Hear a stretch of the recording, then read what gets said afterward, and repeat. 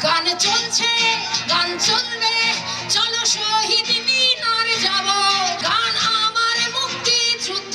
মহান বিজয় দিবস উপলক্ষে রাজধানীর সোহরাওয়ার্দী উদ্যানে আয়োজিত বিজয় দিবস কনসার্ট যেন এক জনসমুদ্র।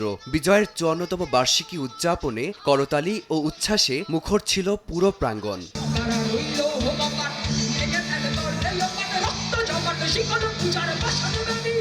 সংগ্রাম, দৃঢ়তা, ইতিহাস, মুক্তির আকাঙ্ক্ষা ও সাংস্কৃতিক উত্তরাধিকারের স্বপ্নের মূল সুরকে ধারণ করে সংস্কৃতি মন্ত্রণালয়ের উদ্যোগে এবং বাংলাদেশ শিল্পকলা একাডেমির ব্যবস্থাপনায় দুদিন ব্যাপী সাজানো হয়েছিল এই বিজয় উৎসব।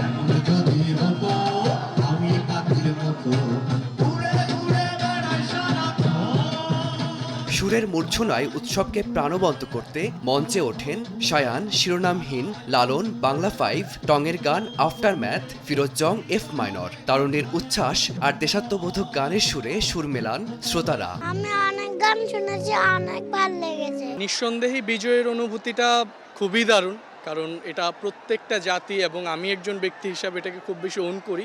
অ্যাকচুয়ালি আমি লালনের জন্য আসছি, আমি লালনকে খুবই পছন্দ করি, ওনার জন্যই মূলত আসা আমার এখানে। স্বাধীনতার সংগ্রামকে প্রশ্নবিদ্ধ, বিকৃত এবং মুছে ফেলার চেষ্টা না করার আহ্বান জানিয়েছেন জীবনমুখী ও প্রতিবাদী গানের শিল্পী ফারজানা ওয়াহিদ শায়ান। অসংখ্য মানুষের অনেক ত্যাগ, আজকে অনেকে এই কথা ভুলে যেতে চায়, এটা খুবই ব্যথার বিষয়। এটা কোনো মতেই হতে দিতে পারবো না আমরা কেউ, কোনো মতেই। আমাদের মুক্তিযুদ্ধের ওপর, আমাদের ইতিহাসের ওপর, আমাদের বীরাঙ্গনাদের উপর, আমাদের নারীদের উপর কারোর ওপর কোনো রকম অপমান কিংবা ইঙ্গিত, ইশারা আমরা সহ্য করব না। আমরা যেন প্রতিদিন আমাদের এই ইতিহাসকে বহন করি, বাংলাদেশ হয়ে যেন বাঁচি প্রত্যেক দিন। এটাই হলো আজকের বিজয় দিবসে প্রত্যেকের কাছে আমার কামনা, যে আপনারা প্রত্যেকে বাংলাদেশ হয়ে দাঁড়াবেন।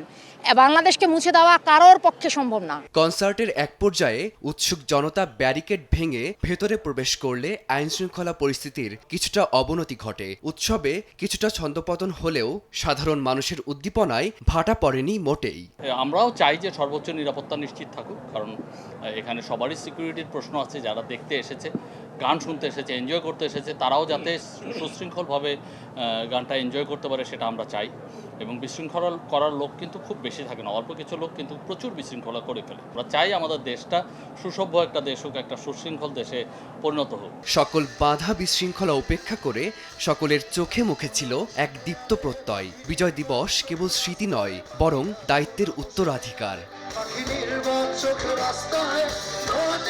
ফারদিন মাঝার, সময় সংবাদ, ঢাকা।